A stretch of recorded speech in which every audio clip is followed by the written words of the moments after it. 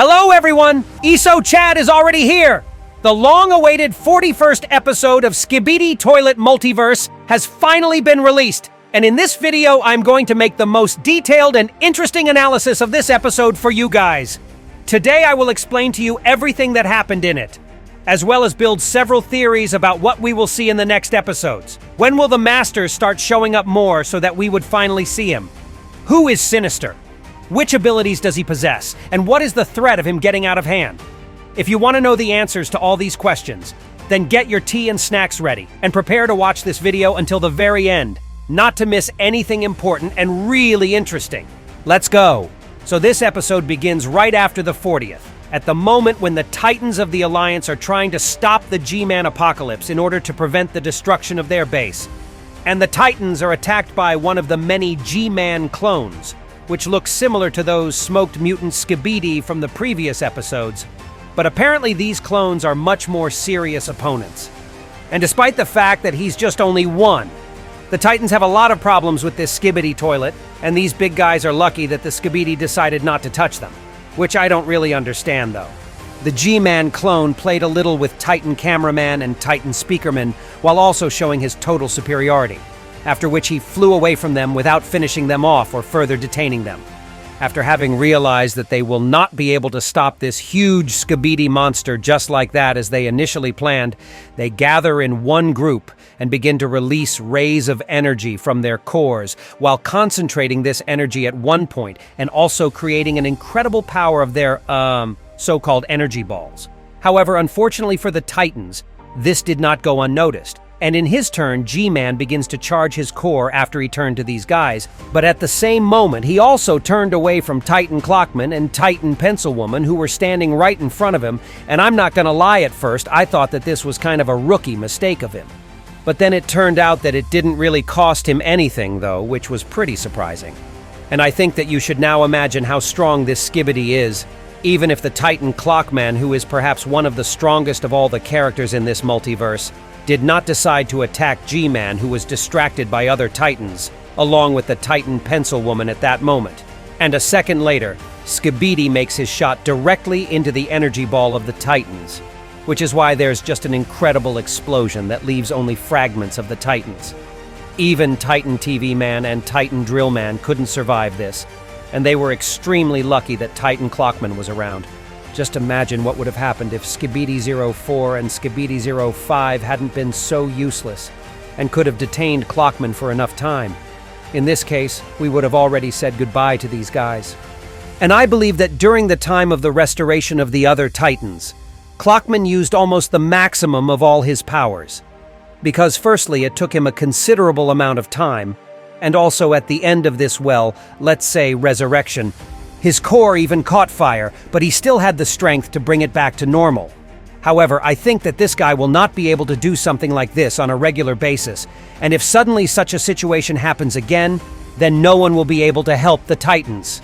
And Titan Clockman immediately says that they do not have the opportunity to fight G-Man Apocalypse head-on, because in that case, they will definitely all die, which once again speaks to his enormous strength. And after Clockman's words, other Titans will try to get inside this toilet in order to actually have an attempt to destroy it from the inside. But given the strength of the clones protecting it, they may have serious problems with this, because Cameraman and Speakerman could not cope with even one of them while there were literal dozens of them flying, if not even hundreds. And most likely in the next episode we will see how the Titans will try to get right into G-Man, perhaps even resorting to some tricks. For example, maybe they will all decide to distract the guards together, and one of the Titans will try to get inside at this time. But I have a strong feeling that it may not come to that. As I have said in one of my previous videos, I believe that in the end, G-Man Apocalypse will meet with the evil god who was imprisoned under Big Ben, and whom we saw at the end of this episode, and which we will soon come to analyze. But in the meantime, I want to ask you to give this video a like and subscribe to my channel so as not to miss new interesting videos. Well, and now we will move on. Immediately after the other Titans flew away, the Titan grabbed his head, and at that moment we begin to hear the ticking of the clock. We have already seen something similar when the Chief Clockman began to calculate the future. But in this case, it is most likely connected with the destruction of Big Ben. We have already seen it in the last secret scene. And based on the reaction of Titan Clockman at this moment, something unimaginably terrible awaits us in the future. Titan begins preparing for flight, but at this moment a green clot of energy flies into it, and immediately after that, Counter Titan tries to pierce the Titan with his own sword, which this green cockroach copied. And to be honest, I even started to forget about this Titan, which is now controlled by C-Pen. But finally, he made himself shown to us. And the fact that he's here now also means only one thing, and I think you've already guessed it as well. The Master has finally begun to act, and the fact that Counter Titan is now on Earth and not on a spaceship clearly hints at this. And in the nearest future, we will have to see him in person, and I assume that this should happen in the next 2 episodes. So when Counter Titan stood in front of the Pencil Woman, I believe that she guessed who was actually in front of her now, because the Master's Titan is all glowing in green, which is the main color of the Pencilman, as well as the C-Pen itself. Pencil Woman gives a sign to Clockman that she will deal with this guy herself, allowing the metal Giga-Chad to finally fly away from this place and see what really happened to Big Ben. And after finally arriving in the destroyed city, Titan Clockman begins to hear the ominous voice of the God of Time who was released from his prison, which calls him an unworthy substitute, which confirms my theory that after the Chief Clockman imprisoned Sinister, who was probably the very first Titan of the Clockman, he created a new Titan who is now taking part in the events of the series. However, he made the new Titan intentionally weak in order to be able to control it. And this is what Sinister is hinting at in this moment, saying that he is his unworthy replacement. Well, and the fact that Sinister is precisely the first Titan Clockman will also have another hint, which I will tell you about a little later. And after the words of the first Titan that he can show true time domination, the real mess starts. And after a short pause, this guy starts stopping time, eventually stopping the time for the whole galaxy even, which at the moment is simply an unattainable level. And considering what Professor Kleiner said earlier about Titan Clockman, his powers are simply incomparable with the awakened god. Although I have some theory about this, which I will tell you soon.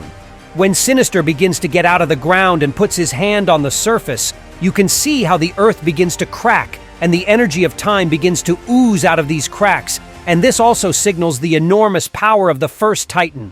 Finally, he says that he has absorbed hundreds of Titans in other multiverse, increasing his power each time. And finally, he stood in front of the Titan in full growth, and we see how huge he really is. And in the domstudio's Discord channel, a picture was released on which you can see the actual sizes of both Titan Clockman and Sinister. And according to this picture, the first Titan is 3 times larger and more than 300 meters tall, becoming the largest creature in the entire Skibidi toilet multiverse. Now I want to analyze this guy and start with the fact that instead of the clock that acts as a face for Titan Clockman, Sinister has a mini black hole there. Also, one of his hands is missing a palm. But he uses this hand as a weapon, I think, while turning it into a sword, which he took right out of his clock core. There are also clock types of shuriken on his belt, the likes of which we could already see on Titan Clockman in the earlier episodes, and I think they have about the same principle of operation. And as for his clock core, I think that in addition to being an energy source for Sinister himself, it is also some kind of portal, at least based on the black fog that flies out of it. And thanks to this fog, he was able to take the sword for his hand from another dimension, which in turn was in some kind of strange container. And I think in the future we will see how this guy takes out his other devices that he hid in this dimension. Finally, Sinister utters the phrase "bow to your beginning," which also indicates that he is the first Titan of the Clockman. Well, and now I want to say a few words regarding our Titan Clockman and what he will do with the new threat that has appeared in front of him. Actually, I want to make this the topic for a separate video that will be released immediately after analyzing the 40th episode of Skibidi Toilet Multiverse. And well, if you don't want to miss my new videos, then be sure that you are subscribed to my channel. And that was all for today, and it was me, ISO Chad. See ya!